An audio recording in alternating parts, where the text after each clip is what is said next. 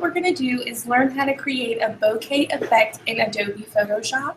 So I'm just going to go down here to the bottom and go ahead and open up my Photoshop application. And the first thing you want to do is open up your file. I will say that for this tutorial, we're specifically trying to create the bokeh effect with photos that are higher in brightness and on the lighter side. So for this example, I am going to be using a photo that is called, the title is Sunrise, just because of how bright the photo is and how the colors are just a lot lighter and easier for this tutorial that I have created. So what you want to do is, after you open Photoshop, right here in the top left corner, you want to click on File and then Open. Okay, now after you get into sort of like the My Computer thing with all of your files, you'll just select the one that you want to use. And like I said, the one that I'm using is called Sunrise, and it's a JPEG file, so we'll go ahead and open that up. All right, so now that we've gotten that open, what you want to do now is move down to the Layers panel. And in this bottom corner, right here next to the little trash can, you want to click on this flipped up, you want to click on this flipped up piece of paper icon. And once you click that, it'll create a new layer for you. Now, after you create the new layer, you just want to double click where it says Layer 1, and you'll go ahead and rename that Bokeh 1. Okay, and now that we've done that, what we want to do is move on to selecting the brush tool. So we're going to move over here to the left. Down here is the tool panel, and we're going to click the 8th tool down from the top, and that right here is the brush tool. And you want to make sure that you have the paintbrush tool selected, just because this is the tool we're using specifically for this tutorial. All right, so now that we've selected that, we want to move up here to this little icon right here, and when we do that, we're going to pick the second brush in this brush column. Once we've done that, we're just going to increase the size, because as you can see, this will create a really small effect here with how small the brush is, so we're just going to increase it. What size you use for this just depends on how big your photo is and how zoomed in you are, but for me, I'm probably going to take mine up to about at least 150. Okay, 150 is a little big, so we'll take it down to 130. Actually, we'll go ahead and settle for 120. Okay, so now that we've selected that, we want to go ahead and move over to what's called the brush panel, which is right next to the icon we selected. And over here, we're going to go ahead and change some of the settings so that we get the kind of brush that would be best suited for this tutorial. So under here, where it says brush tip shape, we want to go ahead and change the spacing to 150%. Okay. And next we'll click on Shape Dynamics, and we're going to change the size jitter at the top to 40%. Okay, and we're going to leave everything else down here at 0% or whatever default settings they're already on.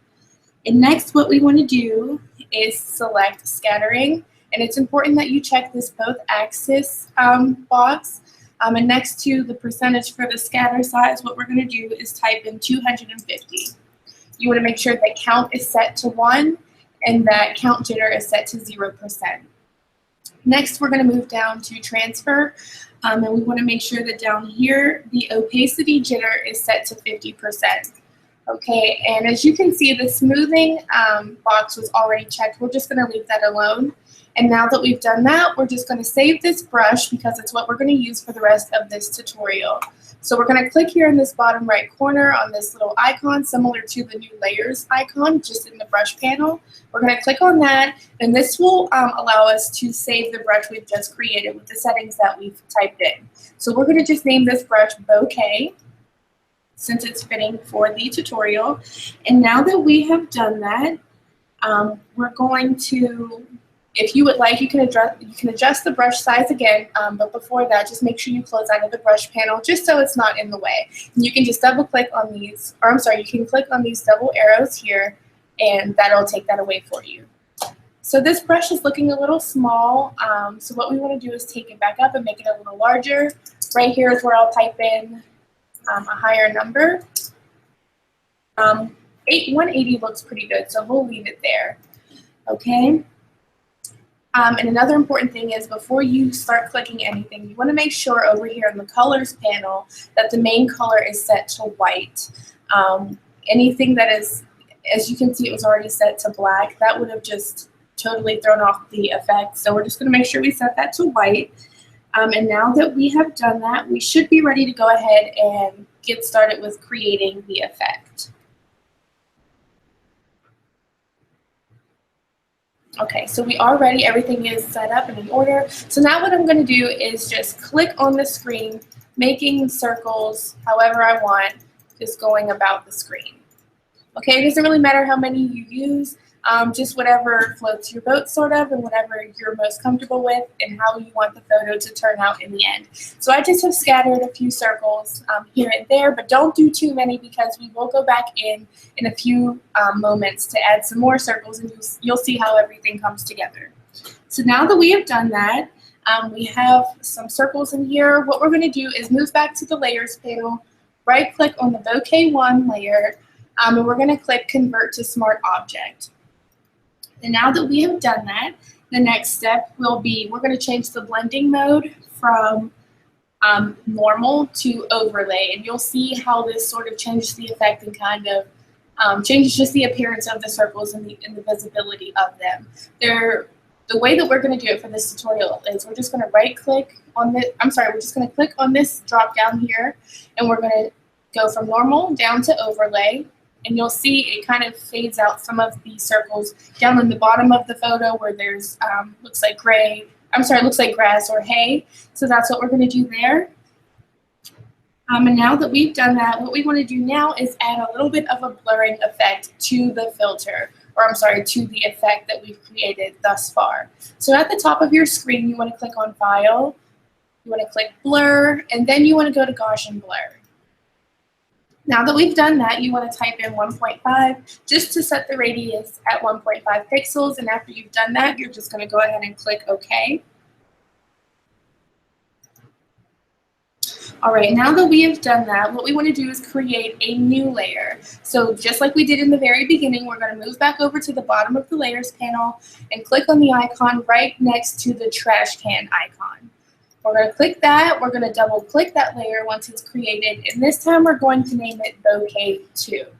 And now that we have done that, we don't need to change any more of the brush settings in the panel since we've already saved the brush and it's the brush we've been using. So what we're going to do is a little quicker and simpler this time. We're just going to go ahead and first we want to increase the brush size just because you want to get some different size circles in this effect. You can either increase or decrease, whatever floats your boat or whatever you think will make your photo look best. So what I'm going to do here is we might actually go down in size with the bokeh images. With the bokeh circles. Okay, just so we have some variety in size here, or you can increase the brush if you'd like. The only reason why I didn't do it this time is because the first set of circles that I created were already fairly large and we don't want to destroy the photo. So we'll just go ahead and leave it the way that it is. Now that we've added a few more circles, we're just going to do what we did with the first bokeh layer. And what we're going to do is right click on that layer. We're going to click Convert to Smart Object. Okay, now that we have done that, we're going to go ahead and change the blending mode again from normal to overlay, just like we did with the previous layer with Bokeh 1.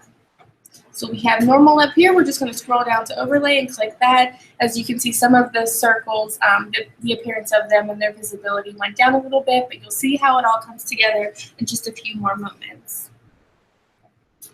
Okay, the next step we're going to do is at the top, you want to click on Filter again. Gaussian Blur is already here, but I'm just going to go ahead and take us back the long way, which is to click Filter, Blur, and then click on Gaussian Blur. The settings should be the same, but you just want to make sure that it is indeed set to 1.5 pixels, and we'll click OK for that. Okay, and now we're going to take a different direction. And we're going to go back to the Layers panel. As you can see down here, we have this little FX button. We're going to go ahead and click on that.